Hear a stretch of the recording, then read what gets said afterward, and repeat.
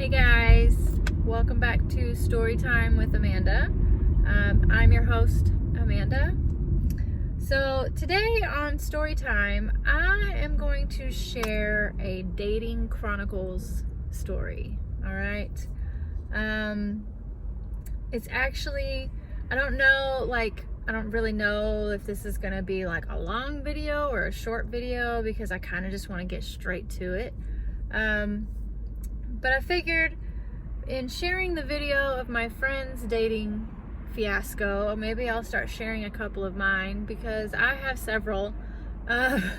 Some of them are really funny, some of them are like cringeworthy, and then there's others that you're just like, what?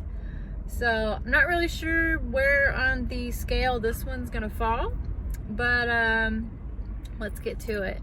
So a few years back, I decided to join Match.com, right? Like, I hadn't been on a date since prior to having my daughter, but prior to getting pregnant with my daughter, actually. And she was about 2, maybe 3 at the time. So it had been a few years, okay? And I just wasn't really interested in trying to meet people through friends because it just always seemed awkward and forced to me. So I was like, well, I'll just give Match.com an opportunity, right? Like, online dating had like kind of become like a thing. You know, it's kind of wasn't like just starting, but it wasn't exactly at its peak that it is now, right? Like, this was before Tinder and all that, which, by the way, is anyways. So I joined Match.com, and it was when they had that offer of pay for 6 months, and if you don't meet anybody special in that time frame, they'll give you 6 months free, right? So I was like, what do I gotta lose, right? All right, so I sign up, create a profile, all this stuff. And of course, it's one of those things where, because you're the new kid on the website, like, obviously they're promoting your profile, right? So you get this like instant feel of, oh my god, I'm so great, I'm so popular, oh my god, everybody likes me, because all these matches start coming up, right? Like, I know how this stuff works. So I was trying not to get too hyped about suddenly finding the one, right? Like, because let's be real, I know that stuff happens, but not nearly as much as they say it does. So it goes through, I go through like this month where I had conversations with several individuals, and really enjoyed myself, but like nothing had like sparked a date, right? And finally I get asked to go on a date, right? And I'm super stoked, and I'm kind of like feeling all my vibes and stuff, and I'm like, oh man, this might actually like turn into something great, oh my god, what if I'm the exception to the rule? What if happiness actually finds me? Obviously here we are, and you all know from information about me how this turned out, right? But I digress. So we go on this date, and of course it's just a dinner date, nothing fancy. We're meeting there at the restaurant. So because he seemed a little hesitant about the whole like picking me up thing, and didn't want to be intrusive because I am a single parent and all this stuff, right? He also didn't have any children, but he had friends that had kids, so he understood, right? So I took this as he was just being a gentleman. So we meet at the restaurant.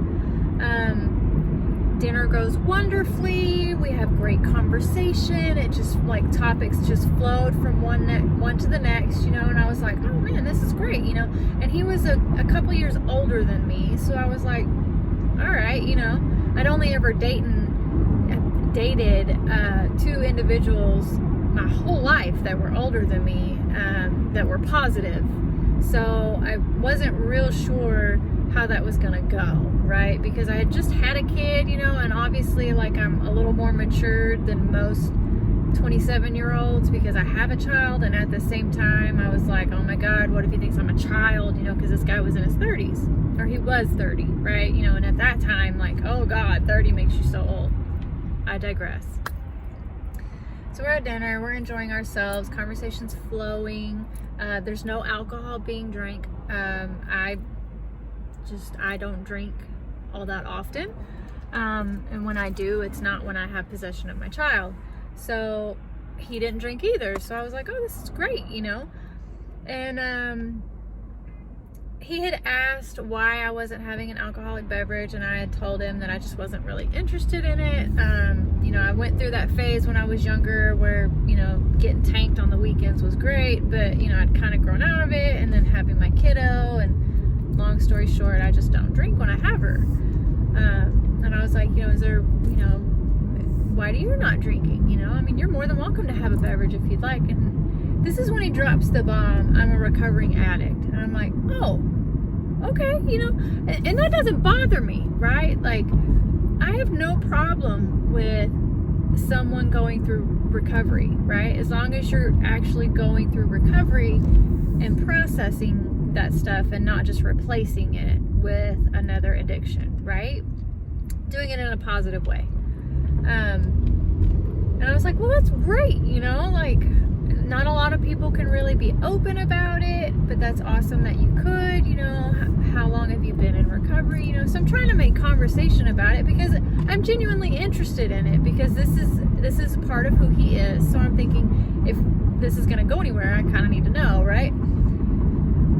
And he was like, oh, well, I've been in recovery for 3 years, but I've relapsed a couple of times, you know, yada, yada, which we all know.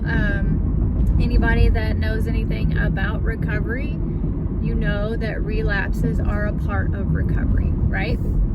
So again, I'm not like discouraged by this, because I'm like, okay, cool, you know, I mean, like, at least the guy can admit he's flawed, right? Like, this is a great opportunity on this date to like really dive deep and find out somebody, their personal triumphs and stuff, right? And I was like, oh man, that really sucks. I was like, but you know, relapsing is part of recovery. And he was like, oh yeah, it is. He's like, it's just when I relapsed the first time, I relapsed with drugs. And I was like, okay.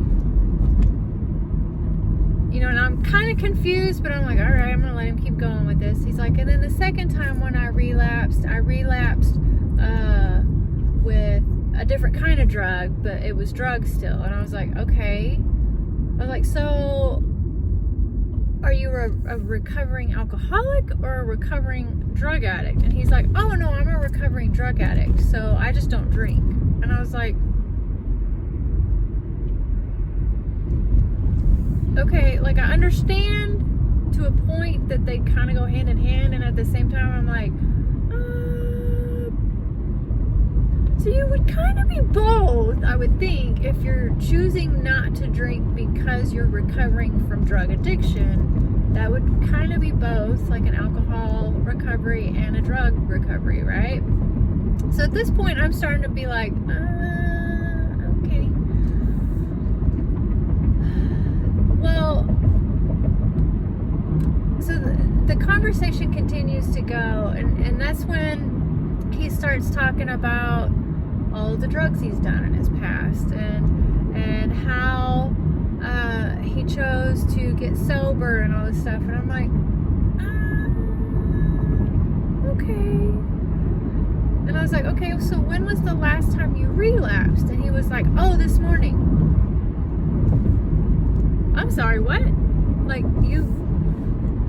you relapsed today? And he's like, oh yeah, I woke up this morning and I was having a bad day, so I just, you know, I hit my pipe this morning and all this. And he's like nonchalantly telling me how he got messed up that morning and relapsed. And I'm like,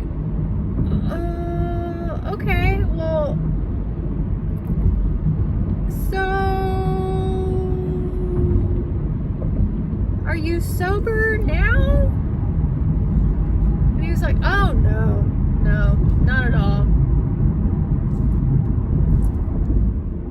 Needless to say, the date didn't go much farther, because I was like, yeah, no. So at that point, like, I got up and I excused myself to go to the restroom. Like, I'm all for, like I said, all for people going through recovery and fighting their addictions and stuff. But I have a problem when you're using that as your positive, but you're really not doing it, right? Like, it was clear this guy really wasn't doing it. So I was like, excuse me, I need to go to the restroom, you know, and I wasn't rude about it, but I went to the restroom. Because over by the restroom, this was at a Chili's. Over by the restroom is where there was like a waiter station with like the computers and stuff, and our server was there. So I let her know, hey, can you bring the check, because this situation has gotten really uncomfortable and I need to go. So she was great, brought the check over. We went ahead and like went Dutch on the whole thing, paid for ourselves. And I was totally upfront with him. I was like, you know, I had a really great time. Conversation was really great. It flowed really well. I was like, but I'm not really sure that I'm comfortable in your stage of recovery right now. So I'm going to have to pass. I was like, but that doesn't mean that later on in another, you know, when you're farther along in your recovery, that this wouldn't be a possibility in the future, right? Cool. He was totally great with it, right? Like, he was glad that, like, I was honest and stuff. I'm sure later on he went home and told his friends I was a total B, whatever. That's fine. But I had to be honest, right? So, yeah. So there was that. There was that date where, where I had a Match.com fail. So I've had a couple of those. So on the next video, I'll tell you about another one. So, and that one's got some doozies in that story. So y'all get ready. It's crazy. So anyways, I'm going to let y'all go. Y'all have a wonderful week. Try to retain your sanity. Definitely make sure that you spread kindness like glitter, and don't be a grown man bully. Y'all have a good one. Bye.